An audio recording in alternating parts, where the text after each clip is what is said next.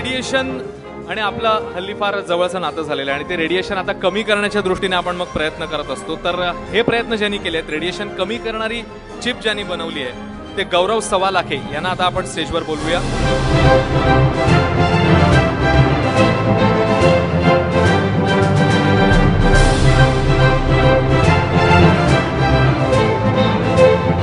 आता मी कठीण आहे, मात्र याच मोबाईलच्या